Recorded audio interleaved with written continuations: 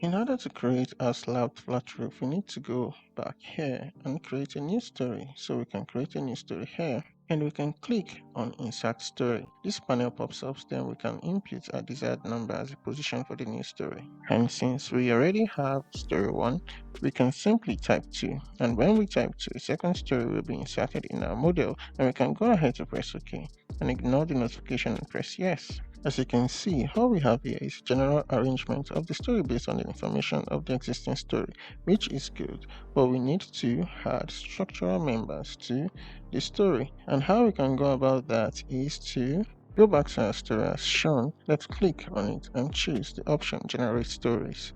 This panel pops up and we can pick the story origin in the first side and the story destination to insert members as shown. The story destination is a new story where we want our members to be generated.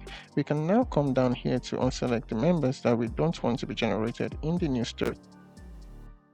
Slab strips can be generated when we have a slab on the new story with exactly the same properties, otherwise we unselect it and draw new slab strips on the new story based on the slab properties of the new story. In this case, properties of the slabbed roof is assumed to be the same for the main slab for now, hence we can leave it the way it is and allow it to be generated to the new story. We can press OK and then close the panel. You can now see that we have this right here in our 3D interface. Now what we want to do is we want to create a slabbed roof that will take the form of our existing slab geometry. For a better perspective, we can go to our story plan. I want the roof slab to cantilever like this with walls on the cantilever and also a cantilever on this side, and the other sides as well. Then we can retain the recess in these places with the beams and have wall loads replaced with roof wall loads. The roof walls can be designed with the height specified in the architectural drawing. Now, to create roof wall loads on story 2, we need to first remove all of our wall loads on this story. We are now in our story 2 plan and can begin to select the beams that we want their wall loads to be deleted. We have all the wall loads on our cantilever selected, so we can now delete them and go on to see what the 3D model looks like.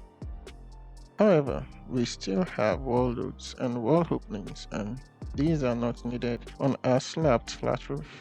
So in order to delete them, we need to go to our story beams and select all our beams. Then with all beams selected, we can go up here to click on delete wall loads and press yes to confirm the action. We can go to our 3D to see what the model looks like.